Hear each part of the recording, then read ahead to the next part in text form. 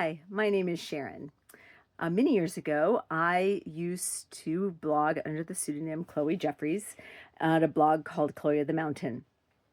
And I'm back after, 2013 is the last video I made on this channel about when I went to Hench uh, in Haiti. And then kind of shortly after that, my blog just died. And so I'm back now to make content no one wants that I don't want to make about white women's role in perpetuating white supremacy and confronting us all about this issue. I today want to talk about Meghan Sussex. I figured I'd just hop right on in. I'm up to episode 3 of her series, and I'm loving it. Oh my gosh, I want those little flower sprinkles. I mean, for me, it's just such a palate cleanser. I feel like her recipes are attainable. Is she in a beautiful setting? Yeah, she is in a beautiful setting. And so what? She has worked hard for everything she has. She's worked really hard for everything she has. And anyone who wants to say, well, by marrying Harry, her life got easier? No, come on. Stop it. Just stop it. Really. Here's the problem you and me as white women have. White women are trained to be rivals. We don't have a sisterhood. All right, we don't have that because we're not trained. Our social system that we're raised in, it's adversarial. White girls are raised to be adversaries against each other because for literally thousands of years, our only resource was men. That's it. There were no other real options for white women.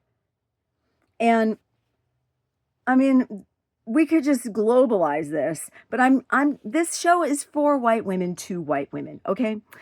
I can't take on everybody, but I can at least start to look at myself and say to other white women, we need to start looking at ourselves because we have fucked up the world. We have fucked it up for our daughters. We have fucked it up by bootlicking this crazy, insane last gasp of power that is going on with white men.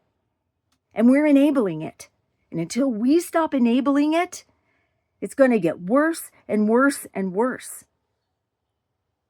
You got to wake up from how you think white supremacy is benefiting you.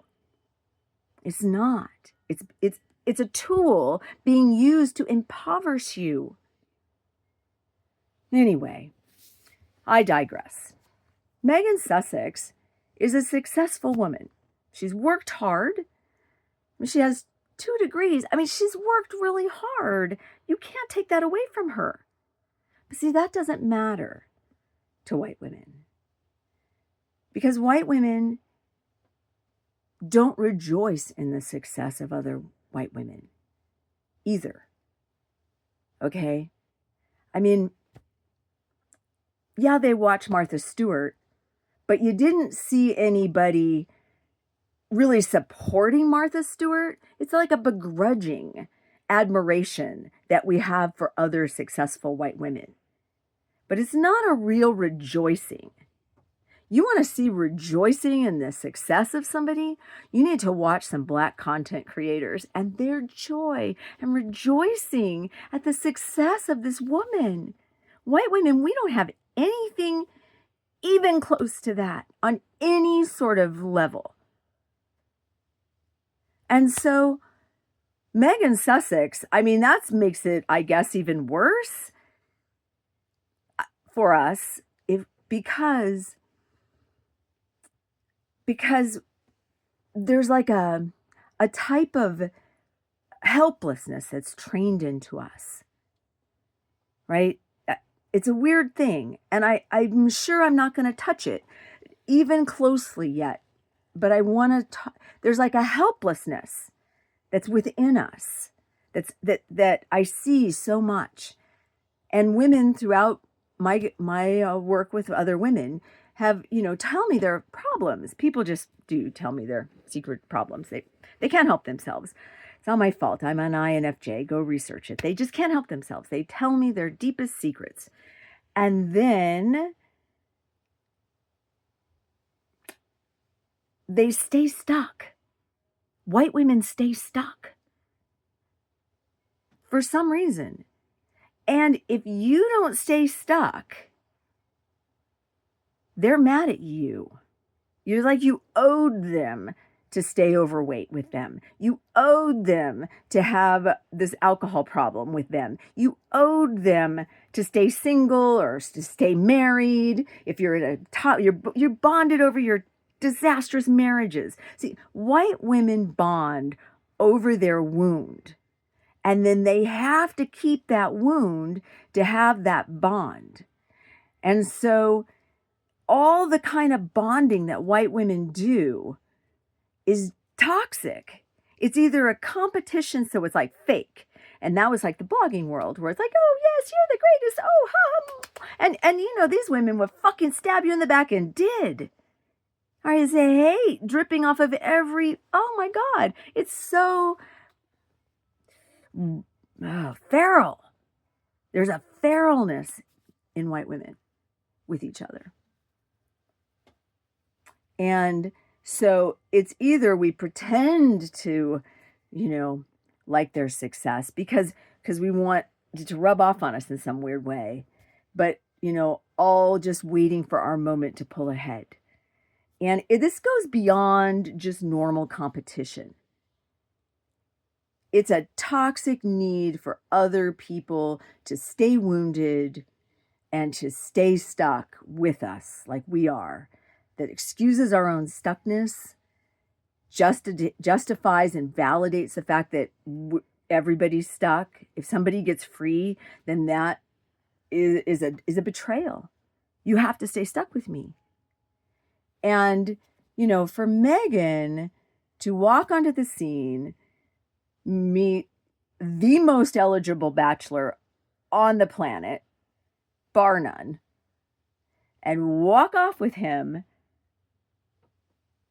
and basically say, sorry, bitches, try harder. I don't know what you want.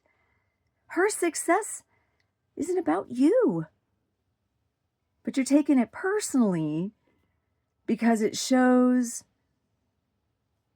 it points to the shadow of helplessness that you've bought into.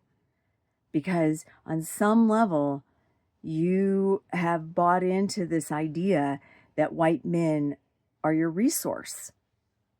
And how dare this woman walk off with the number one resource on the planet and not give a shit about what you think about her and continue to shine and rise when you yourself are so hindered. You can't even, decide whether to lose that last 10 pounds or whatever the fuck it is that's holding you back. Stop trying to lose that 10 pounds. Go make yourself a pretty crédité or whatever the hell you want. Do something. Stop looking at the success of other people as a threat to you. It's not a threat to you. It's not.